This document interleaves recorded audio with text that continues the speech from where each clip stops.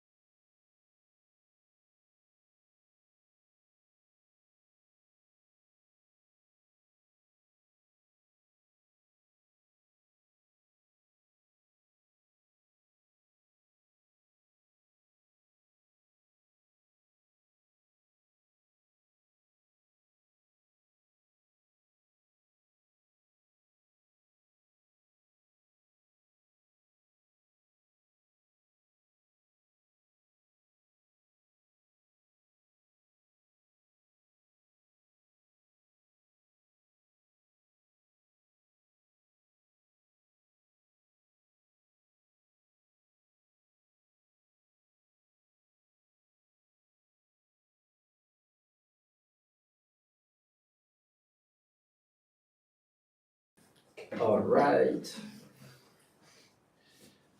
Bon, Alexandre, il me revient le privilège de présider ton jury de thèse. Moi, je suis Patrick Lecalet, je suis professeur à Nantes Université et je vais d'abord introduire les membres du jury. Je vais bien sûr passer en anglais. Donc, your work has been first assessed by 2 reviewers. So we have online Professor Riccardo Leonardi from University of Brescia. Hi, Riccardo, can you hear us? I do. Do you Great. hear me? Yeah, excellent. Loud and clear. Another reviewer had the privilege to review your work. It's Neil Bruce, which is associate professor with University of Guelph. I hope Neil, can you hear us? Yep, I can hear you. Great, thank you. We have, as member of the committee as well, we have Yin Wu, who is a research scientist with Université Côte d'Azur at INRIA. This work was supervised by Kadi Boitouche and Professor Emerit from University of Rennes and Marc Christie, Associate Professor from University of Rennes. We have also one invited member in this committee, Olivier Lemaire, who is, I don't know what to say, Associate Professor with Xiaomi Technology. Yeah. But still Associate Professor. Did I miss anyone? No? It's okay. So, okay. Did you forget Professor Smith? So I forgot Professor Smith. Professor Smith is online? Yes. Okay, sorry about that, team. So we have also online as examiner of this, as part of this PhD committee, Tim Smith, who is professor with Birkbeck, University of London. Can you hear us, Tim?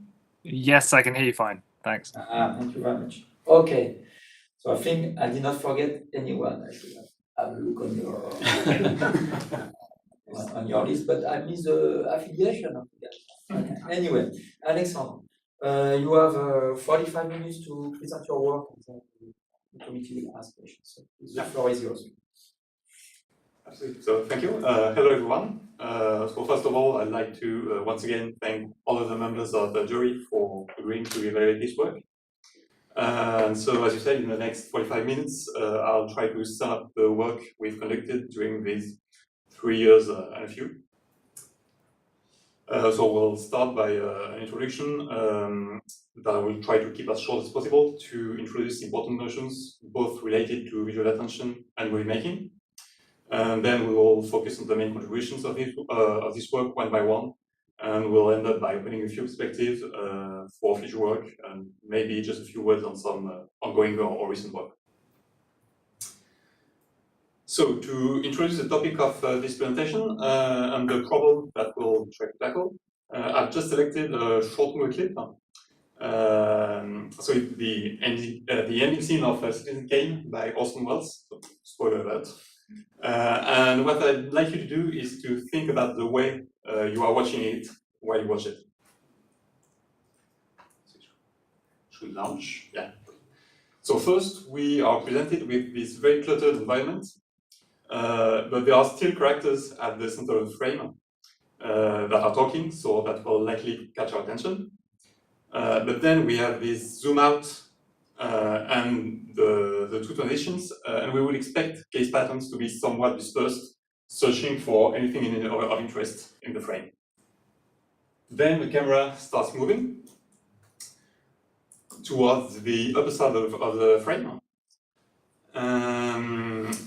indicating perhaps that something interesting might happen in this area. So you are likely to watch at the bottom, the top left area on the screen. And you'll see with a little bit of a combination of the zoom in, the appearance of hands interacting with an object, and you probably can't hear that, but there is also a sudden surge in the music. Your attention will instantly be focused on exactly what Orson Welles wanted us to focus on. So, right now. And so this just shows you the extent to which a filmmaker can direct the way you look at his movie. And to do so, they play with this very specific cognitive behavior called visual attention. So indeed, our visual environment contains an overwhelming amount of information, and it will be absolutely impossible for our brain to process this enormous mass of data from all the photons hitting our retina. So in order to cope with this issue, we developed a whole array of tools dedicated to reduce the amount of information to process. And visual attention is one of those set of tools. So it consists in consciously or not selecting what is relevant in the visual scene, and to focus our cognitive resources on this. And to do so, we rely on a mechanism called foveal vision. So basically, the key here is that the photoreceptive cells in the surface of the retina are not evenly distributed, as you can see here. There is a much higher concentration of cone cells toward the center of it. And cone cells are responsible, among other things, for color vision and visual acuity. So this means that an image that looks something like this might actually be captured by the retina and transmit to the brain as something like this. And afterwards, of course, our brain does the trick of reconstituting the whole image so that we do have a coherent and detailed mental image of our environment. So foveal vision relies heavily on eye movements to switch from one area of interest to another, but we actually differentiate between two different kinds of attention. Overt attention, which is the act of physically directing the eyes toward the building of interest, and covert attention, which is more the mental focus, often outside the foveal zone. So both are very much intertwined, and overt attention can sort of be used as a proxy for covert attention, especially considering that covert attentional shifts often precede overt attentional shifts. But anyway, using eye tracking, we can then measure overt visual attention. And so we can gather data to answer the million-dollar question, which is why do we consider a piece of visual information important? And how do we select the location of our next fixation? There are basically two answers to these questions. The first is it depends on what is being watched, meaning the stimulus-related factors or bottom-up factors. And the second is it depends on who is watching it. So observers or environmental factors, which are called top-down factors. So in this work, we'll mostly focus on the former, so taking a bottom-up approach. So I mentioned eye tracking as a way to collect quantitative data about visual attention. So eye tracking allows for the collection of a whole variety of data. Of course, all kinds of eye movements, eye fixations, saccades, smooth pursuits, etc. But also scan paths, which are the sequences of successive fixations on a visual stimulus. Saliency maps, which are topographic representations of the areas of interest obtained through just a little bit of data processing that I'll detail later. And this can be collected on a whole variety of stimuli. So images, video, immersive environments, etc. So to come back to visual saliency maps, the first step towards constructing this representation is to collect eye tracking data and extracting the fixations, which creates a fixation map. So basically just a map that locates the fixation on the frame, which is then convolved with a Gaussian kernel to give the saliency map.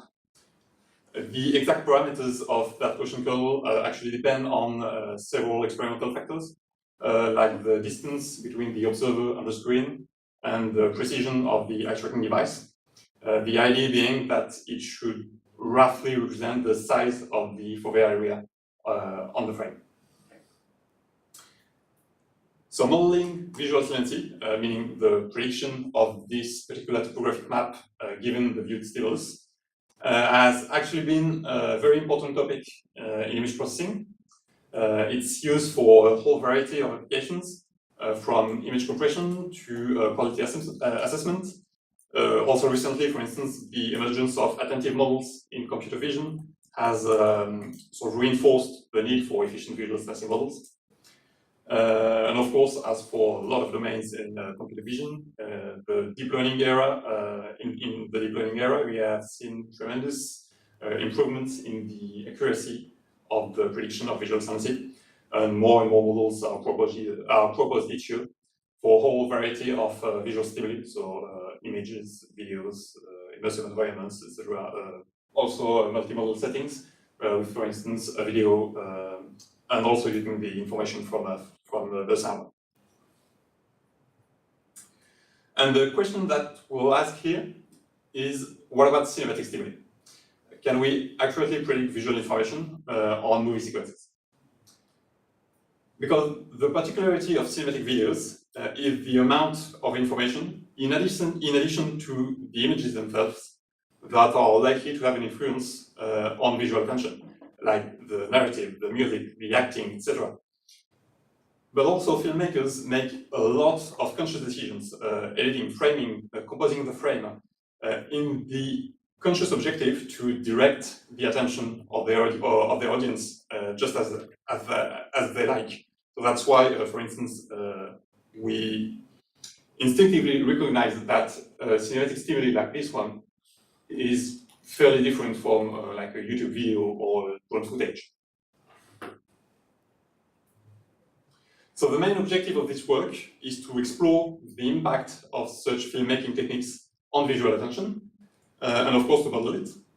To do that, we'll go through different stages. So first, gathering data and knowledge about cinematic features and their impact on visual attention. Then applying that knowledge to the problem of visual saliency prediction. And finally, we'll consider the phenomenon of attention asymmetry in the context of cinematography, or in terms of visual congruency. So the first step into this work was to construct a reliable and relatively large dataset containing both visual attention and cinematographic features. The reason why we had to do this data collection was because considering the data-oriented approach that we will take, none of the existing datasets containing movie clips were totally satisfying. Indeed, we need our dataset to have a few characteristics, so a large number of frames, also a large combined viewing time, because we'll apply deep learning, and of course that's an important feature to have. Clips also need to be relatively long in order to allow for some longer-term features like the narration to have an impact. It also, of course, needs to be free viewing, because if we give a task to the observer, the gaze patterns will be fairly different. To also contain a certain variety in the movies in order to account for different editing styles. But we limit our work to Hollywood style continuity editing in order for us to be able to easily codify the cinematic features. And none of the previous works did combine all of those categories. The closest one being the dataset from Catherine Breeden, which is limited to only 30 minutes of total viewing time. So basically, we decided to extend their work, taking a very similar approach. So our dataset relies on movie clips gathered by Dr. Wu and colleagues, for which we extended the duration of the sequences, as well as the editing annotations. So it contains 20 different video stimuli, extracted from 17 different movies, and all coming from different epochs, different genres, different directors and editors, but still included in that traditional Hollywood-style cinematographic language, which is easier to codify just. So we considered several high-level annotations about the cinematic characteristics of the clips. The first one being camera motion features. So here's just a quick overview of the different annotations. So we differentiate between static shots, which are just shots where the camera remains in a fixed position, and the only motion in the frame is due to the actors and objects moving. Handheld cameras, where the camera is held by hand, creating sort of like that jerky motion. Sometimes when it's really extreme, it's referred as a shaky cam. Tracking shots, where the camera follows an actor or an object in order to keep it on frame. Or zooms, which are quite self-explaining, I believe. Tilts, which are rotation motions around the horizontal axis. Pans, which are also rotation motions, but this time around the vertical axis. Dolly shots, where the camera is mounted on rays, and resulting in a very smooth motion throughout the scene. And rack focuses, where the director modifies the focal length of the camera to change the focal point. So we also differentiate 9 different sizes of shots, ranging from extreme close-ups here to establishing shots, so going wider and wider. And the camera angle features, where we differentiate between high shots, meaning that we look at the main subject from the top down, eye shots, where the subject and the camera are on the same level, and low shots, where the camera is lower than the subject. So with all of these annotations at hand, we collected eye tracking data on all of those movie clips. In total, we gathered tracks from 14 different observers for each clip, with a total of 24 observers on the whole dataset. And the experimental setup was, with the experimental setup, we aimed to reproduce relatively normal viewing conditions, meaning that the sequences were relatively long, at least 2 minutes and around 4 minutes on average. No chin rest, and sound delivered using a headset. As all of the clips were in the original version, of course, we ensured that all of the participants had a good enough level of English oral comprehension so that they could follow the dialogues without the help of subtitles. So that's just a quick example of a heat map produced using the collected data on a sequence of Benjamin Button. you can qualitatively see that the dispersion in the gaze patterns can vary quite a lot. And also that the salient areas are very influenced by the director's tricks, like, for instance, this beautiful tilt at the beginning of the shot that lead people to anticipate the appearance of Brad Pitt's face in the frame, and so to cluster the fixations on the top of the frame. A question that we were very curious about was, can we actually observe the influence of cinematic conventions in the collected eye tracking data? So for instance, there's this kind of rule in cinematography and photography called the rule of thirds that states that important objects or characters should be placed following the third lines, so lines dividing the frame in three parts, vertically and horizontally. And when observing the average ground truth map from our dataset here on the left, we see that the center of the cluster is higher than when considering other kind of videos. So for instance, here the DHF1K dataset of YouTube videos. And so it's drawn toward the upper horizontal third line, where faces are often located in shorts in general. We also observed an impact of the size of the shot. Basically, the longer shot, the less clustered the average latency map is. And this is probably an indication of the fact that directors tend to use more of the frame on long shots because they just can stage objects at different locations of the frame, instead of, for instance, in close-up shots, where they usually basically just do a close-up shot on a single face with barely no background. And finally, also a very clear influence of camera motion. Here we highlighted the average latency map for shots with the camera pan toward the left and toward the right, showing a leftward or rightward distortion of the clusters, probably due to this tendency to follow the camera motion with our eyes, or to anticipate the appearance of objects. So now that we have eye tracking data on movie clips, a very important question that arose was how visual attention, and more specifically visual sensing models, would perform on it. Just a quick few words on the metric that we'll use here. Evaluating the quality of a sensing prediction is actually a difficult task. Several different metrics have been proposed, but with different approaches, different distances, and they do not always agree with each other. So this is why we use so many metrics in this case. The first intuition that we had was that visual sensing model should perform quite well on cinematic content, because cinematic images are usually pretty simple.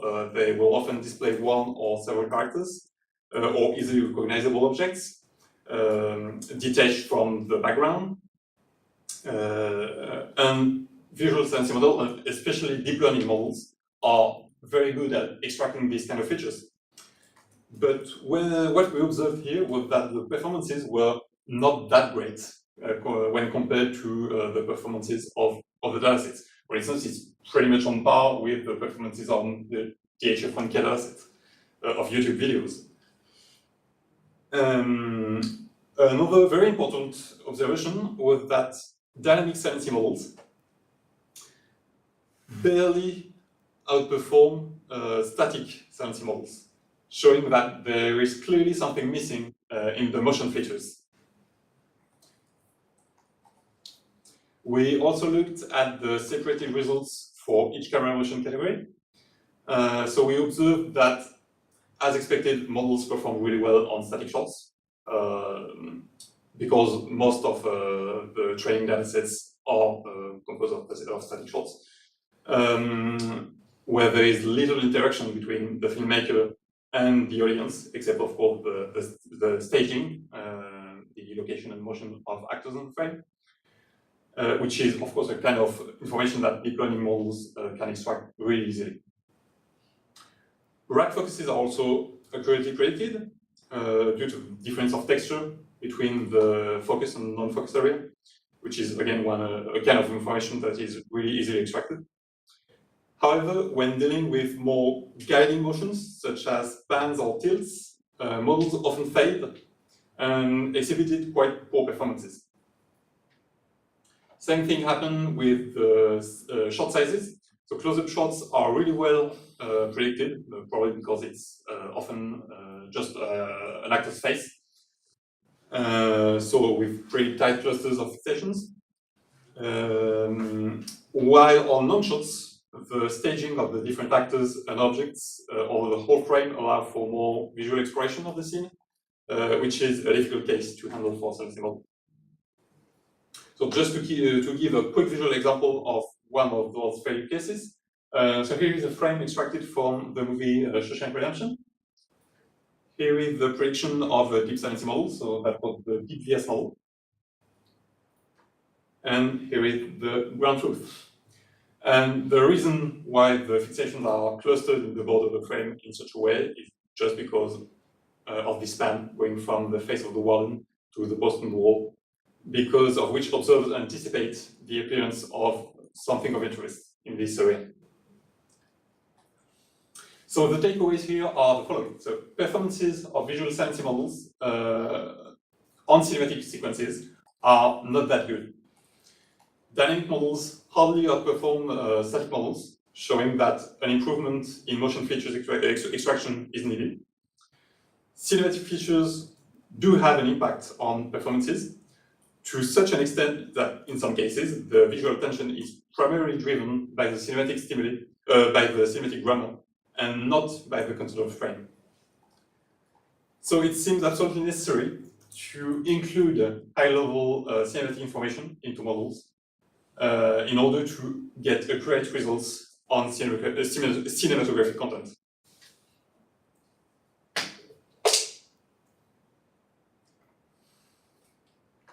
And bearing that in mind, we decided to develop a model of visual CNC dedicated to predict areas of visual attention on cinematic sequences. The interest being, of course, all of the traditional applications of visual CNC, stream compression, quality assessment, etc. But also for instance, for a filmmaker to get a form of feedback on the effect of their work on the attention of their audience, or for cinematic scholars to have a perceptual cue to take into consideration, for instance, for style characterization. So, as of today, most dynamic CNC models follow the same general structure. First, encoder network consisting for the most part of convolution layers dedicated to extract features from the frames, and a second decoder network that uses these features to compute a prediction. But there are slight variations, especially in the way temporal and motion features are included. And I think we can basically separate two categories. Two stream models, which uses two-dimensional convolution networks to treat separately the frame and some kind of motion feature, like the optical flow, for instance. And the other main approach is to use three-dimensional convolution, dealing directly with the sequence of frames. But considering the issues with motion that we highlighted before, the fact that static models were almost as performant as dynamic ones, we decided to mix the two approaches by using two streams of 3D convolution networks, one to consider the features from a sequence of RGB frames, and the other using optical flow. This approach, using two 3D convolution streams, has actually already been used with great success in other domains of video processing, especially in action recognition, which is highly dependent on motion. So we figured that this would be a sound approach in this case. So here is just a quick overview of the model. First, the sequence of images is passed through a convolutional network with a 3D convolutional encoder and a 3D convolutional decoder. So the encoder here and the decoder there. It's based on a very efficient model of visual CNC called VINet. And actually, the layers in the encoder are not 3D convolutions per se, but rather separable 3D convolutions. So instead of doing a 3D convolution, the temporal convolution and the spatial convolutions are separated, which is a little trick to gain a lot in terms of computational costs with only a very limited concession in the performances. So the features are extracted at different depths of the network, and also included at different depths of the decoder network, which is just basically a succession of proper 3D convolutions and upsampling layers. And it outputs a silency prediction for the frame sequence. Then we have the motion stream. We use exactly the same architecture on this stream, so the BNS architecture with the S3D encoder and the 3D convolutional decoder, which outputs a prediction for the optical flow. Both of those streams were first trained separately by using weights coming from action recognition tasks to initialize the encoders. But as we mentioned before, in some cases, the features extracted solely from motion or images are not enough to get accurate predictions of visual saliency in the context of movies.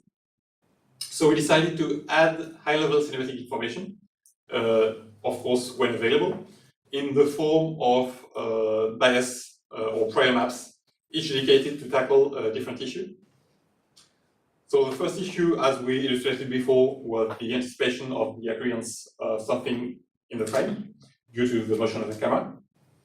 So basically, we just included a camera motion bias map. For each pair of consecutive frames, we computed key points in the frame, the ORB feature points, that we match from one frame to the other. By considering the displacement between matched points, we can infer the motion of the camera in the XY plane. Basically, we just compute a Gaussian map located on the border of the frame in the direction of the camera motion. Second issue was these weaknesses when dealing with temporal features. And some prior work by Mittel and colleagues actually showed that the optical flow and the flicker, in the sense of the gradient of the luminance over time, is actually predictive of gaze location. So that's exactly what we did. We already included the optical flow in the motion stream, but we also compute a flicker bias map based on the average flicker in the 5 previous frames. A lot of saliency models also include center bias to model the tendency of humans to have fixation toward the center of the screen. But as we saw, this might not be true in the context of cinematic stimuli. So we just included the overall average saliency map on our dataset, but also a short size dependent average saliency map, of course, when the information regarding the size of the shot is available. So all of those biases are then concatenated with the predictions of the two streams. And after just a very simple 2D convolution fusion network, the final saliency prediction is output. Just quickly, here are a few visual results. So this sequence from Forrest Gump, there's a tilt from Forrest Gump's face to Jenny's face, and compare, for instance, comparing ACLNet, where the model does not handle really well that tilt. Our model is better at anticipating this attentional shift. So just a few overall results on Brilliant's datasets, for which high-level cinematic annotations are available. So we can use all of the cinematic priors, and we manage to outperform other state-of-the-art models on that particular dataset. Also results on the Hollywood 2 datasets. So note that in these datasets, there is no cinematic annotations. So in this case, we do not use the short size prior, but we still use the average saliency map from our datasets. So in order to confirm that each component did in fact contribute to the amelioration of the performances, we performed an ablation study, first testing the image and the flow streams on their own, and then removing each prior component one by one. And in each case, we observed an improvement, even if slight in some cases in the performances. So we did manage to improve the performances of the prediction of visual saliency, which is a very global approach by taking and treating the eye tracking data from all the observers in an aggregated way.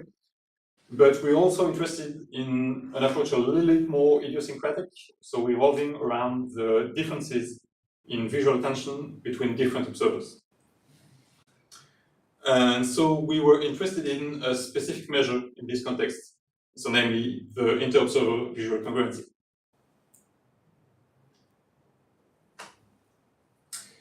Basically, inter-observer visual congruency is a way of answering the question, for a given stimulus, do people exhibit similar gaze patterns?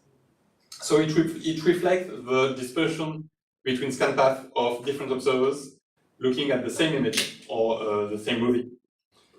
So here, instead of diving headfirst into cinematic content, which we'll come back very soon, we started by considering the case of static images.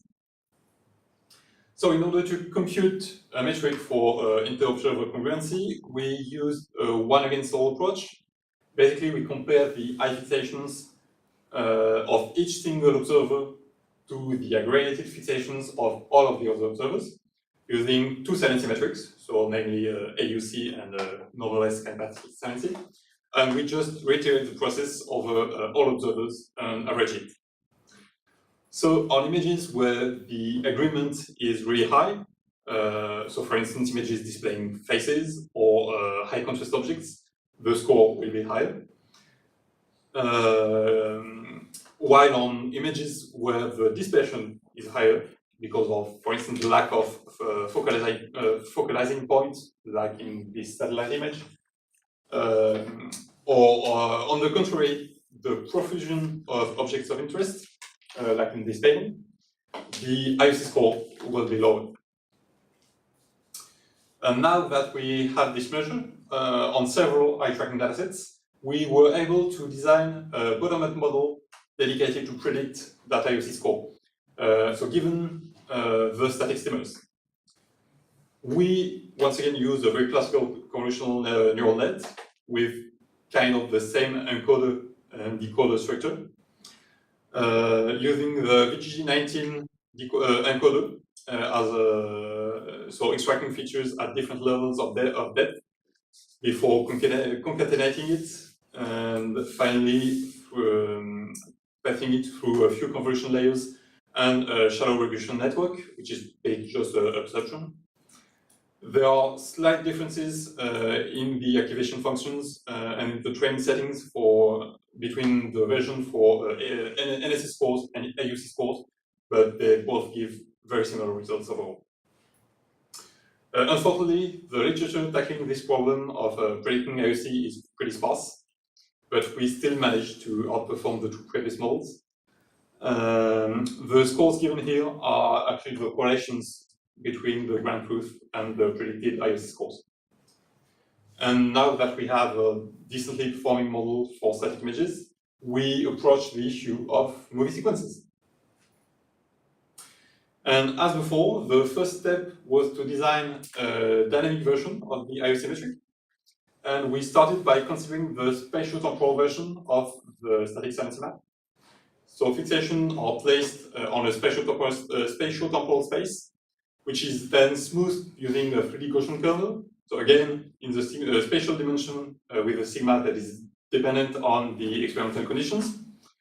And the temporal sigma, we set it at 200 milliseconds, which is very approximately the average visual reaction time.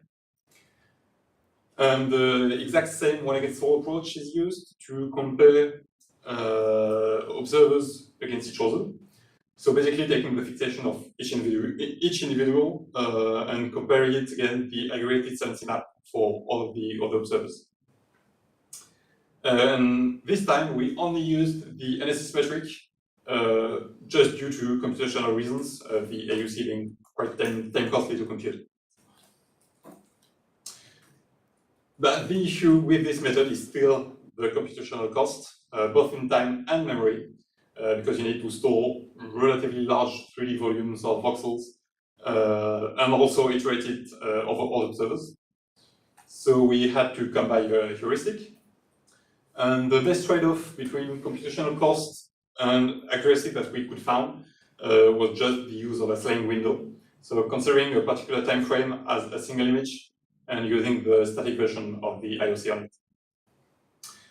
So different time frames can be used depending on the analysis. So a shorter time frame, like 5 frames for instance, will allow for a finer grained analysis, but can exhibit quite some noise. While larger time frames, for instance, we use 20 frames sliding window, are more useful to do some global analysis, for instance, at the scale of a shot or a sequence. So when we computed the IOC scores on our dataset, we observed several interesting things. First, the value of the IOC can vary quite a lot between scenes. For instance, the scene exhibiting the lowest average IOC score was the clip from Armageddon, with a score of 3.4, while the highest is from Shining, with almost 5.8, so quite a huge difference. Just 2 quick examples here. This is a scene from the movie Invictus, which shows a relatively low IOC score, 3.8. And this is because of the long durations of the shot, giving time for the observer to explore the entirety of the frame. The fact also that there are moving elements in the background that might distract the viewer from Matt Damon's face. And of course the long shot on the prisoners, where there is once again both time and elements in the frame to explore. While on this scene from Shining, we have a very high IOC score that just can be explained by the sparsity of the scene. There are only 2 characters. The duration of the shot is also super long, so the observers have had plenty of time to explore the almost empty background, and all of the attention is of course focused on the faces. But second interesting point is also the fact that IOC can also vary a lot within scenes and within shots. Here is a representation of the variation of IOC in a clip from Armageddon. And we can see the succession of spikes and pits and the high degree of variation of IOC over time, especially when we consider the blue curve, the 5-frame time window. We also observe that interesting phenomenon that has already been observed numerous times before. So a drop in inter-observer congruency preceding a cut, followed by a spike right after. So this has been studied by Professor Smith in the attentional theory of cinematic continuity. And it hypothesizes that this drop, or more clearly the frames that cause the drop, are actually an indicator for the spectator that a cut will happen, so that they can be ready when the cut happens to focus their attention on the silent area, which of course corresponds then to the spike. And all of this would then contribute to the perception of continuity that we have when watching a movie, especially with the Hollywood style of editing, where we do not feel the cut. And the final point to notice is that those scores are really high when compared to scores on static images, but also on the DHF1K, for instance, on YouTube videos, indicating a very high degree of inter-observer agreement.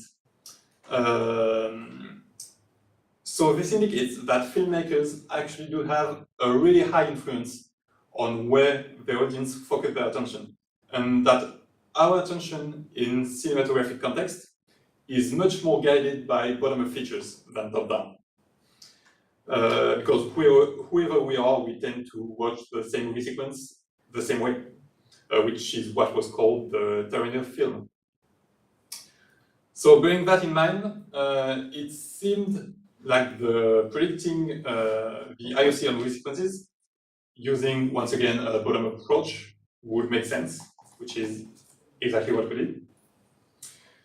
We built a model of dynamic IOC for cinematographic content.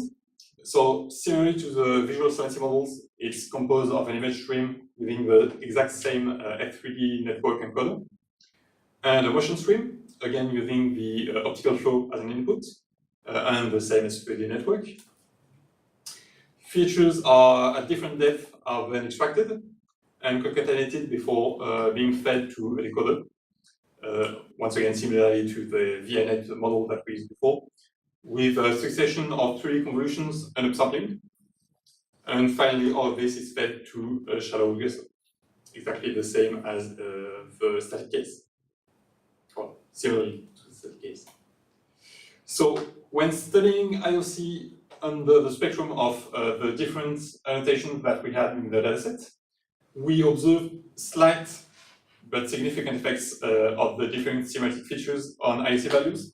So slight because there seems to be a very high degree of intertwinement between the different features and between also the image features to direct the IOC, but still somewhat significant. So similarly to the visual silencing network, we input, of course, when available, some priors regarding the editing characteristics in the form of the average IOC value for the type of camera motion, the size of the shot, the angle of the shot, but also the location of the considered frames within the shot. So especially when considering the frames that are within the first 500 milliseconds following a cut, with that spike that we saw earlier. And we also included the entropy of the flicker map. So as mentioned before, entropy is predictive of case location and case cluster. And with all of those priors, optionally, we will then output the dynamic score. So here are just a few results, again, in the form of correlation between Brentwood IOC and predicted scores.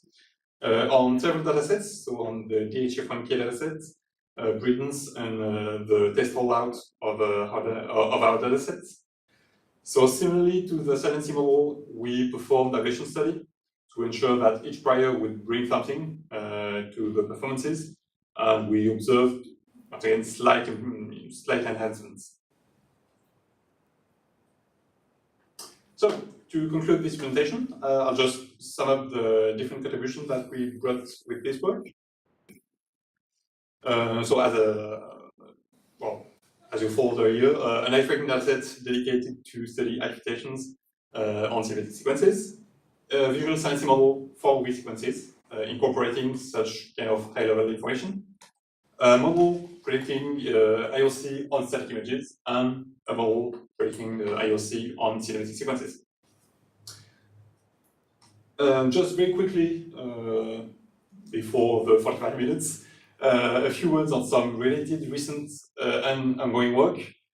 We are trying to apply those perceptual cues in models of automated editing. And we are trying to develop and train models to actually do two things: deciding when to cut, so given a sequence of frame, setting the temporal location of a cut, and also learning where to cut to. So in a setting with multiple cameras, with different angles, what would be considered as a good cut? So both in the temporal and the spatial dimension. So using our dataset as a training set, the different perceptual cues, and all other kind of features, like for instance the sound, which is very important for this task. We are trying to come up and train a model to do some basic form of automated editing. And very recent work also related to virtual cinematography. It should, well, amazing, that I hope is soon to be published. We've tried to generate realistic gaze animations for virtual characters in virtual environments. So based on the field of view, we've adapted a saccadic model predicting the character's next fixation. And it works on par with a model of animation of the eyes, head, and torso to give an adaptive, realistic, and real-time animation model. So to open up to future work and research orientations, probably one of the main bottlenecks for applications of the model that we developed here will be the cinematic features, and especially the extraction. Here we relied on handcrafted features, which is of course very long to do, and automatic methods to do so would probably be necessary. So there is already some very recent work on this by Robin Coran here, who is in charge of the stream, so thank you very much to him. Where they tried to extract information about the size of the shot and the motion of the camera, but this still, of course, remains a difficult problem. Another point that I mentioned just before would be to use those perceptual features in automated editing systems, but more generally in all kinds of systems of computer-assisted cinematography. So also for camera placement, for instance, or camera motion, automatic camera motions. Finally, I believe that the use of those perceptual cues, so visual saliency and IOC and direction, could be a really interesting tool for filmmakers and film scholars. So, for instance, in an optic of style analysis, so yeah, there's probably a lot to research in this domain. And that concludes this presentation. Once again, thank you very much for your participation and attention. And now I'll answer the question that you might have. Thank you very much, Alexandre. So yes, it's going to be the time for the comment and questions. So I'm going to invite each member of the committee, first of all, to give some comment about your work, the presentation of today, and of course, asking questions. So for the committee member, please, you're invited to provide all this feedback. We will start by Professor Riccardo Leonardi from the University of Brescia. Please, Riccardo, the floor is yours. Okay, thank you very much. I don't know if it's because I'm further than Tim, but or Nate. There is this kind of rule, yes. Maybe it's my age, you know, my gray hair. Respect to the all. Anyhow, thanks a lot, Alexandre. I think your work is definitely extremely interesting. I had quite a pleasure to read part of the thesis, even though the time is very tight. But I think there was a lot of valuable information and rather complete, I would say, presentation of many aspects. Nevertheless, I have to say there's one issue that I found would be very beneficial if you can try to adjust, a couple of pages at the very beginning of the thesis. It's difficult to get the picture of all the items you're going to touch. So there is clearly a contribution page. I think it was in page 20 on the manuscript I received. But it would be good to provide some kind of vision about the dimension of the way visual attention is being considered, the dynamic nature or static nature of your work, because this is really necessary to attract the reader to get involved into your work, which is valuable. But nowadays it's extremely important, in my view, to try to get an understanding right from the start of where what you're going to touch, because otherwise many people might not go through the work, which I hope more than the reviewers and of this committee will have the capacity to go in depth into. Okay, I have a few questions. Like I have to ask questions. So one of these such question is the fact that you say, okay, we're using cinematic features. And you prove you do the experimentation showing that you're really gaining a lot in the ability to predict the visual attention or the fixation maps or the inter-observer agreement. Now this is relying on the fact that these cinematic features are provided very precisely. How much do you think, if I'm designing an engine which is going to try to detect them, if they've not been recorded at the time of the shooting, would this impact the performance of your results? That's one question. I don't know if you want me to list them or you want one by one to go try to answer to one if that's okay. Okay. Yeah, that's a really good question. Actually, so all of the extractions of those features was made by hand. So first by Dr. Wu, and then extended by myself.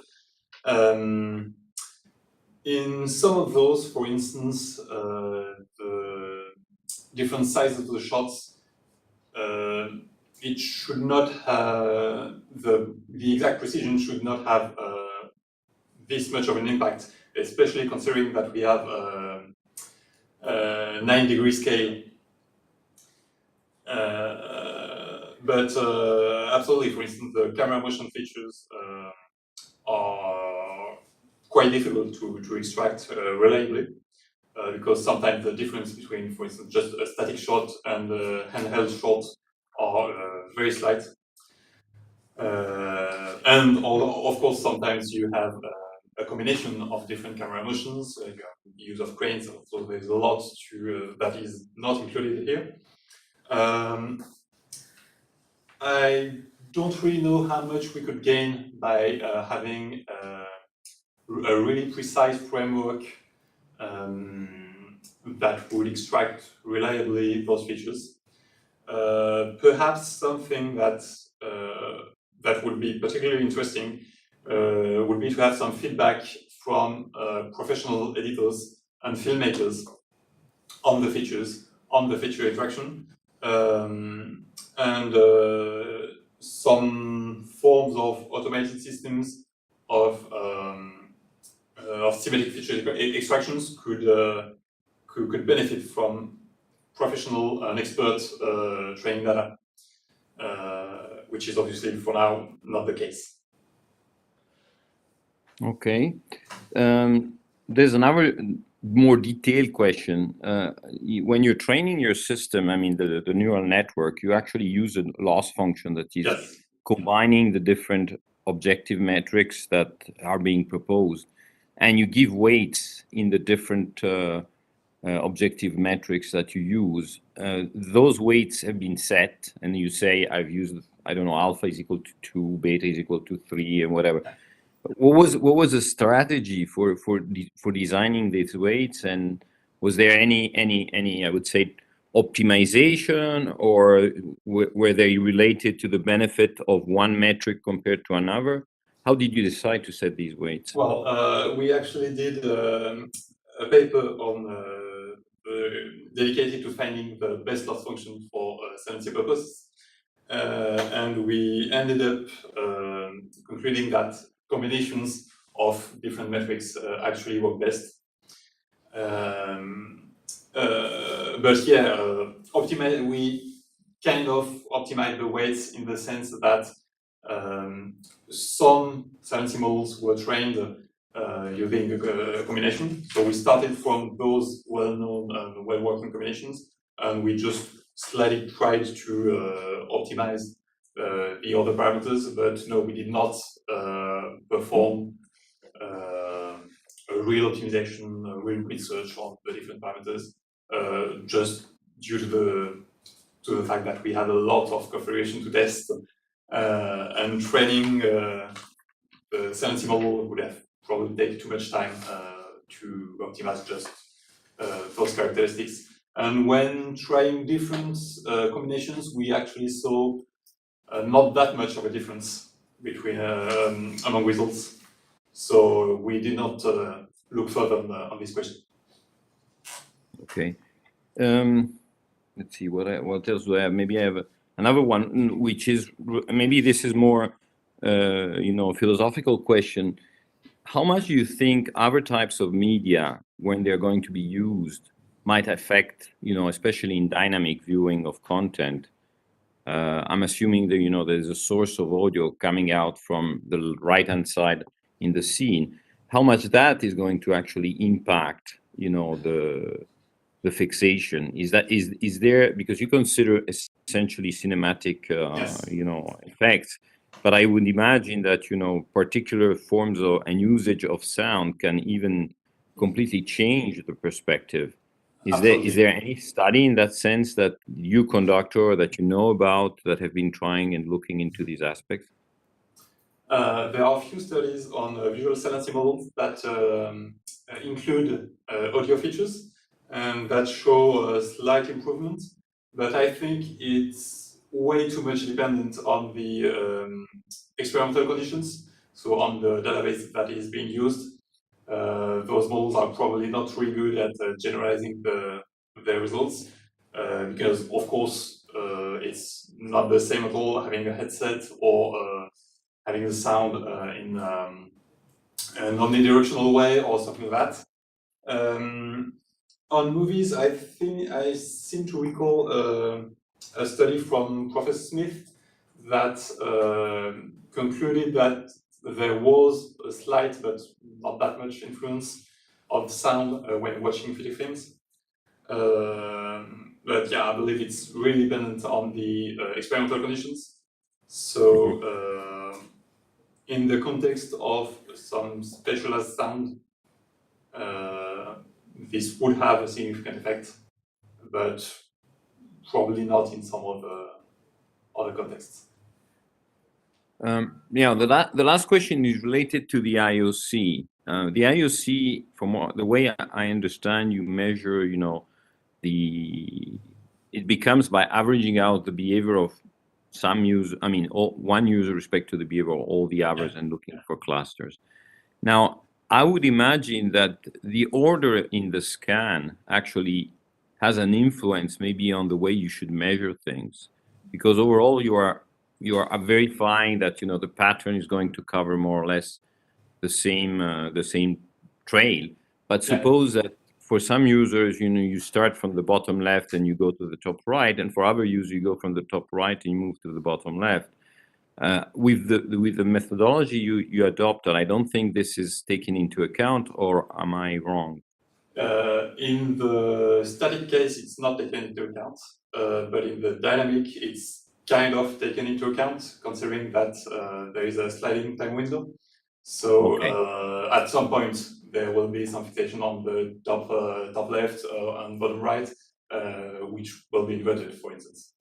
Okay, and do you foresee variances with respect to this behavior between different users, or are they relatively consistent? I would say the order of the scan pattern. We actually didn't consider that much, especially considering that on cinematographic content, the fixations tend to be super clustered. So there is hardly any case where the order is different. Okay, thank you very much. I think for the time being, it's more than enough. I would leave the floor to. Thanks a lot, Alexandre, and congratulations again. Thank you. Thank you, Ricardo. So I would like to give the floor to Bruce, the other rapporteur of this PhD. So Bruce Neal, please, the floor is yours. All right, I'm here. So thanks for your presentation, and also I enjoyed reading your thesis. I found it pretty clear to understand, and I think it's a nice overall composition of the work that you've done, and I think you've done some substantial work here. So of course I'm going to ask you some questions. You're a bit lucky because Ricardo stole a few of my questions. Nevertheless, I'll press on. I am going to ask again about audio. And one thing I'm curious about in particular, you seem to answer that audio doesn't matter so much. But I wonder if the source of audio, meaning the spatial source, in terms of where we perceive the sound coming from, whether that might have some significant effect. In that particular context, where sound is precisely spatialized, that would probably have some effect, especially if there are some specific sound cues, some things are happening outside of the screen that might direct the attention. I think in a cinematographic context, sound is very much often linked to what is on screen. So if there is some sound cue to direct the attention somewhere, there is already probably a visual cue to also direct the attention at the same location. But in some, I think in some work, especially considering immersive environments, where of course in VR the sound cues are way more important because you need to turn your head to what's happening, etc. That will have a significant impact. But on movies and on screens, I'm not so sure. But obviously, there would need to be some kind of study to be conducted on that particular topic, and especially how the placement of the different audio sources would impact the attention. There is maybe already some work on this that I'm not aware of, but yeah. Okay, that's good. It seems like you can sort of distinguish between top-down and bottom-up attention, and this is particularly relevant to the study you're doing. In terms of what you've observed, in terms of what the models predict,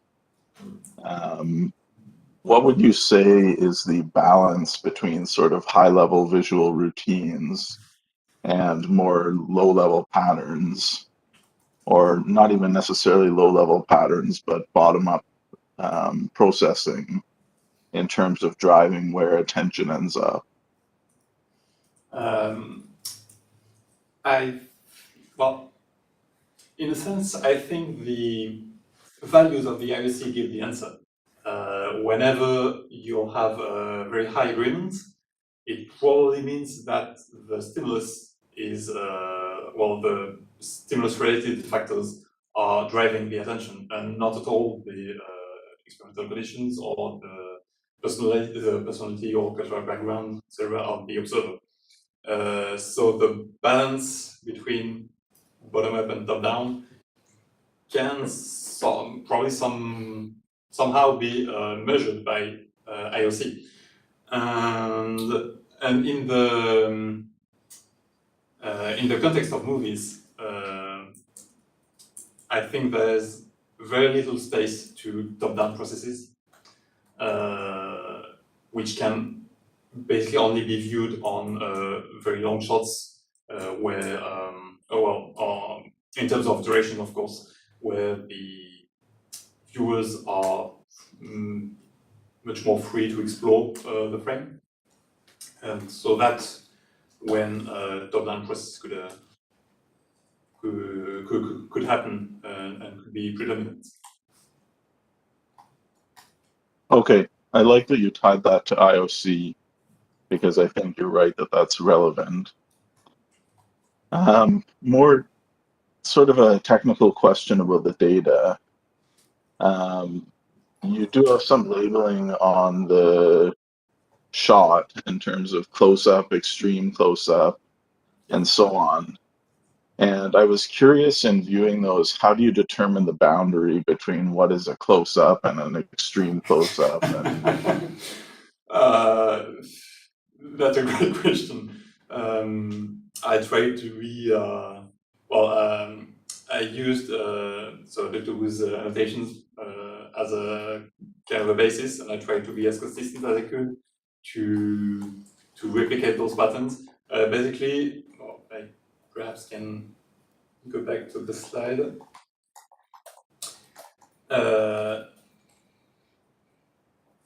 Okay, so basically in the cases of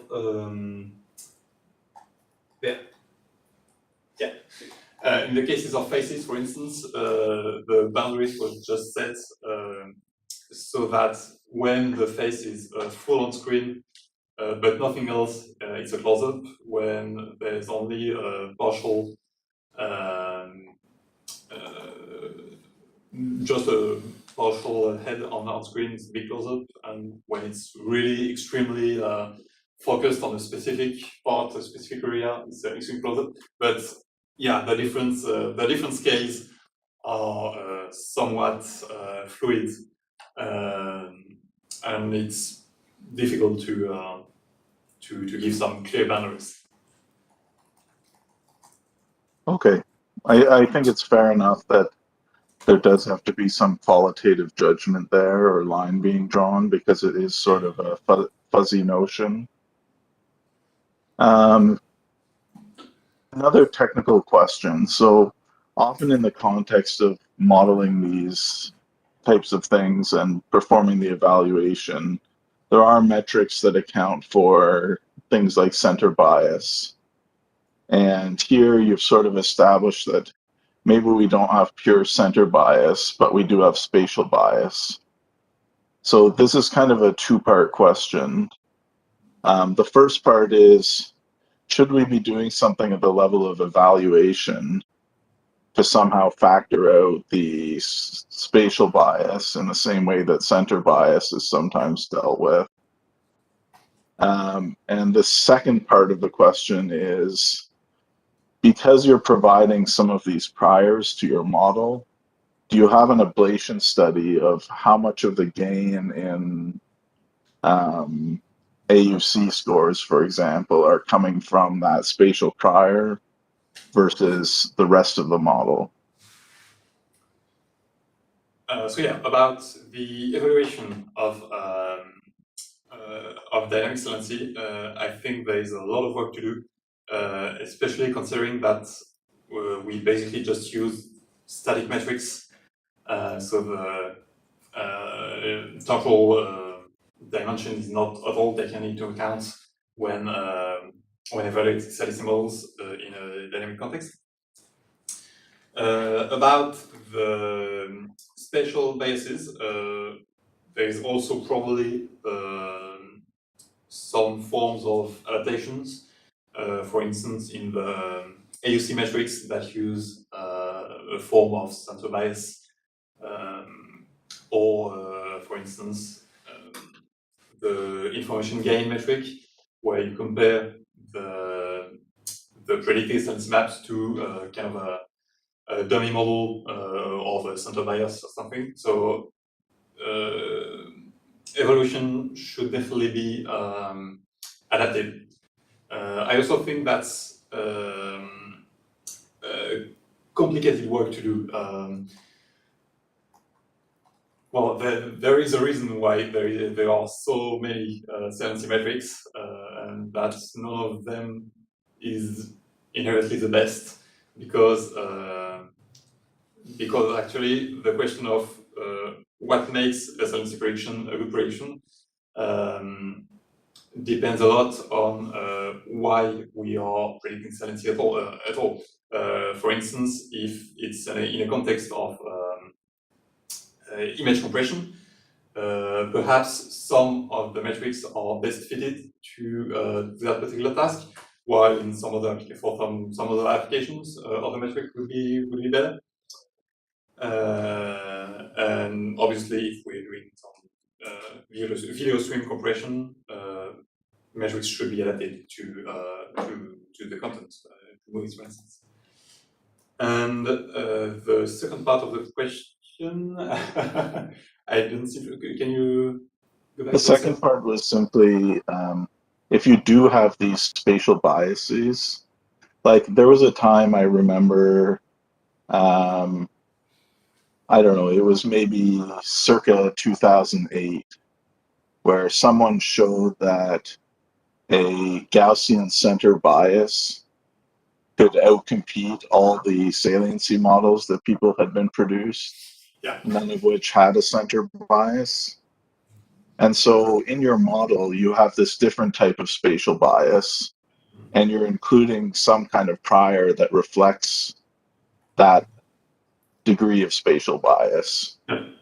So I'm just curious, if you remove that, the pure spatial bias that comes from film and the type of shot and so on, of course that would kind of denigrate the main purpose of your model.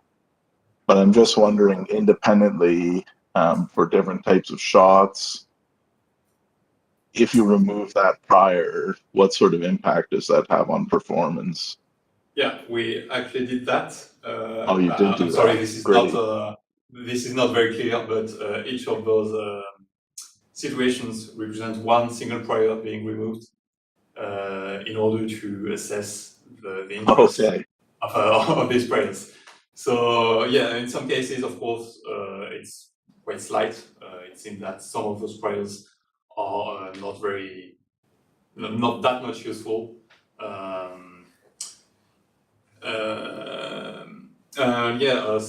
When, for instance, the center bias or the spatial bias is removed, some metrics that depend on that particular bias shows different orders, utilizing the model that include that center bias. Okay.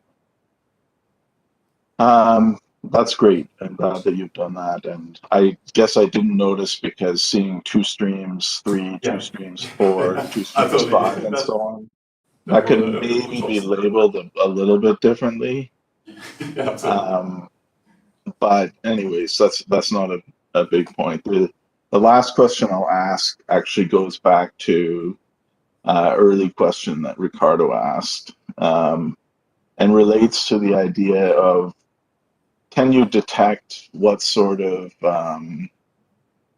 movement of the camera, or what sort of mode of operation the filmmaker is using in creating a certain shot? And you sort of mentioned the example of handheld versus static, and that may be a rather small difference. And I'm going to trust that maybe you've done some analysis and this is hard, but it also strikes me as an area where my gut feeling is it might not be as hard as you think. Because it really feels like in a lot of cases you have something similar to a classic optical flow problem, especially where you have affine transformations or rotation of the scene or zoom. You sort of have a very clear flow field. So I'm just curious if, what is it about that makes it hard to predict? Is it the cut between scenes, or the fact that these are sort of happen unpredictably? I don't know. Do you maybe just have a tiny bit of further comment on that, and then I'll close my mouth and let somebody else talk? That's actually the main topic of Roman's work here in his last paper. There is actually some issue with, for instance, detecting camera motion, especially when you have also objects moving within the scene, actors moving, and the size of the shot then matters a lot in the prediction of camera motion. Because if you have a close-up shot on the head of an actor, how do you determine if it's the actor moving or the camera moving? And the difference between those two settings can be quite hard to determine, but for an observer, it's really important, because when the camera is moving, you might expect for something to happen in the location the camera is moving. But when it's just the actor, you do not have the same perception at all. So in that regard, extracting camera motion is important, and yeah, it's still difficult. There is probably simple versions of like I did using just fish points being matched from a frame to another, that can give a rough idea of the amount of motion of the camera or the direction of that motion. But having a more precise way of following the camera is basically what odometry is all about. That's still remain a very difficult problem. Okay. Especially when just considering the frames and with no other kind of information, like no information about depth, just RGB frames. it's still difficult. It would greatly help, for instance, if we had any kind of information about the camera that are being used, the focal length, because in some cases you'll have very long focals, and of course the background matters a lot to determine the camera motion, and so the focal length will matter, and a lot of different properties of the camera of the filmmaking crew will matter in that estimation. Okay, I think that's a nice explanation of what's going on. And my guess is that whoever's working on this now is going to make some progress at some point, but I do see some of the challenges you've raised as being, you know, potentially difficult problems to address. So anyways, I just want to also congratulate you on the thesis you've produced and on the talk you've given. And I appreciate having the opportunity to ask these questions. And so I'll pass it on to the next person in line. Thank you. Thank you very much, Neil. So now I'm going to give the floor to Professor Tim Smith. So please, Tim, the floor is yours. Thank you. First off, congratulations. It was a very clear presentation of the thesis, which I've looked through in some detail. I will commend you on the scale of the work. As Ricardo said, I would have appreciated a slightly better explanation of the stages of inquiry that you were going to go through in the thesis at the start, because I'm very familiar with computational modeling of gaze in film. So the stages you went through are exactly the ones I think were necessary in the field in order to make progress. But that possibly wasn't fully mapped out in the introduction, as Ricardo's already mentioned. But as I said, they are the things which are really were really critical in the field of computational visual saliency analysis. For many of the reasons you've talked about, the assumption that you can take static models and apply it direct to film is a major misunderstanding about the way we engage with dynamic stimuli. So I think you've tackled that head on, which is really nice. There are a few big level questions that I just wanted to pose to you here. And some of them have already been mirrored in the previous discussion. I'll pick up on one which Neil was talking about at the end and you talked about. So one problem I have when you have computational models of visual saliency and then you add in these priors is it seems like you're taking two very different approaches to the modeling problem. When you're taking the raw image constituents coming through, it's kind of a signal processing, signal analysis approach you're taking to the modeling. And then you just slap this prior on top of it, which tries to bias it towards what we actually know the behavior is going to be like. We know that those center priors are really powerful and they seem to be something that actually influences our behavior.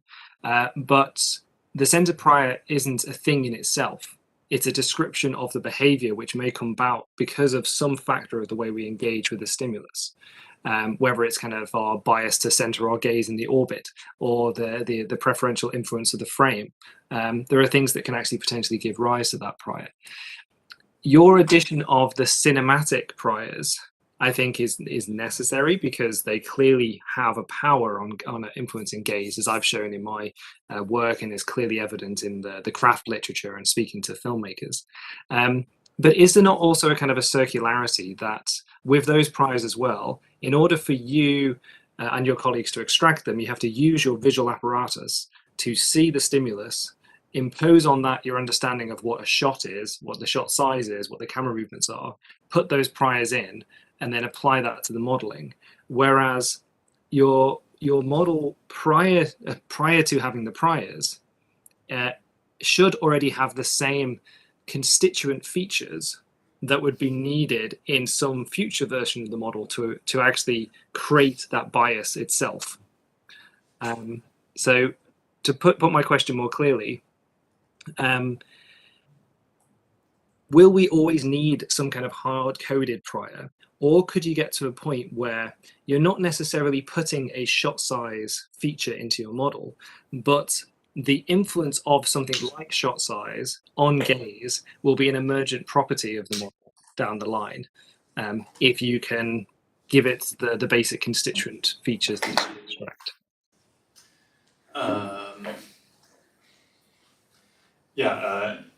Indeed,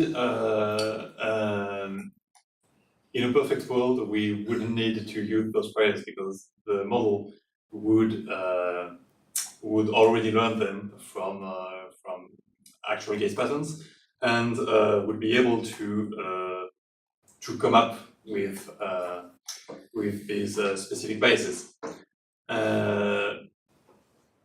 Well, the issue today is that they clearly don't. And I'm actually having a hard time seeing it soon in the future, especially in the case of deep learning models, because basically the main reason why deep learning models and deep science models improve is because of more and more depth in the layers and more data to be trained on. And the issue is that eye tracking data is really hard to come by. And the heuristics that can be used to gather such data, like mouse tracking, bubble view, stuff like that, might actually not show those kind of biases. And I'm afraid that only with eye tracking data, we won't have in the near future some datasets that are enough to learn those kind of emergent properties solely with deep learning models. So that's why we took this kind of circular approach in a sense, forcing the priors into the model. Because otherwise they probably wouldn't have been extracted at all. Yeah, I think it's the only approach you can take right now, and I think the added benefit and the added predictability of the model is testament to the effectiveness of that. One thing given that we're talking about the priors, it was already mentioned by Neil as well. When you set up your research question, and then you specifically said why you had to choose a new data set, one of the concerns was you wanted longer clips that captured the narrative. Do you think the features that you've put into the model do that? No, definitely not. And I even think that the duration that we used isn't enough to actually get a real sense of the narrative in the data. During the eye tracking experiment, we asked the participants whether or not they already had seen some of the movie clips that they saw. But considering the relatively low number of observers, we couldn't get some really significant results on that. But that probably could be a follow-up study, like having a group of people that has already seen the movie before, and a group of people that are that haven't seen it, and comparing the gaze patterns on a clip for which one group has a sense of where it goes into the narrative, and for the other people it's just a random clip anyway. So yeah, can I stop you there and ask, what would be your prediction if you did that, what would be the prediction in terms of the gaze behavior and your model's prediction, or which part of the models would be most predictive? Probably a higher dispersion for people that haven't seen the clips at all. Trying to find more answers as to where the trying to find visual answers to where the clip fits in some longer term narrative. So I think that would be the main difference. Perhaps also a difference if we considered specifically the actors' faces, because prior knowledge of which actor is the main character or not would probably influence. So we should be able, or perhaps should be able to see some differences in that matter. That leads nicely into my next question. So you talked about it several times in the thesis, and you presented it today, is the elephant in the room, which is the human face. So we know that deep learning computational models actually seem to have emergent face tracking features. And that a lot of the gaze when people are watching movies, especially in Hollywood film, is focused on the human face. It's focused around the center of the face. You don't explicitly have a face prior or a detector in your model, but is your evidence basically kind of reinforcing our belief that the face is so important? And I'm wondering, I'm posing this question because when you look at things like the shot size effect, the shot size effect is relative to the human face. So is it just telling us again that the face is important in its framing?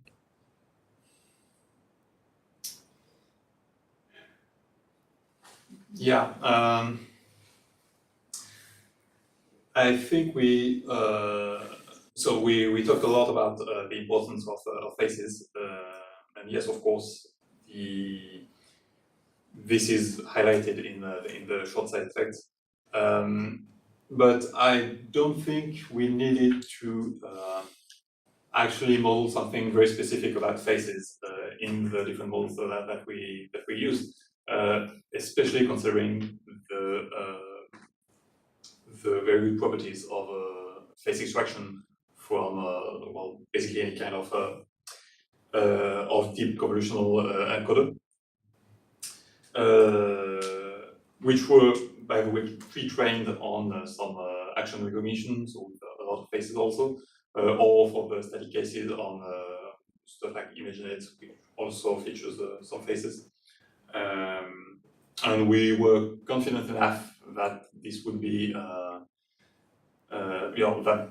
enough to include the faces.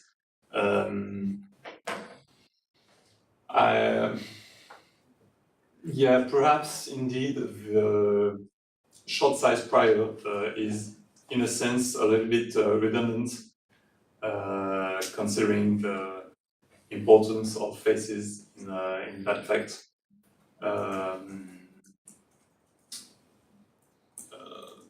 But yeah, that's a really good point. But I think you already mentioned that a little bit about the actual correlations between the different features and the redundancy when you've got motion, which is evident in both the raw features, the optic flow, and the camera movements. So I think you acknowledge that quite well. Then my final question is on the IOC. Your modifications to the IOC, I think, were really good.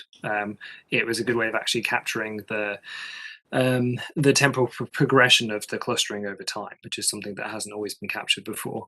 I wanted to check you had two versions. You had the pure kind of frame-based version of it, where you try to compute it continuously, but you said there was computational problems with actually scaling that up. So you had your shorthand version, and if I understood it right, it took multiple frames and it collapsed it as if it was a single 2D frame. Is that correct? Yeah, absolutely, yeah. So what properties of the gaze behavior, and specifically kind of like the dynamic nature of it with your film stimuli, do you think that's losing? Or did your test show that seemingly there wasn't that much lost by compressing time in that way. From what I recall, we do not lose a lot. Basically, the IUC scores are very similar in terms of correction, one way or another.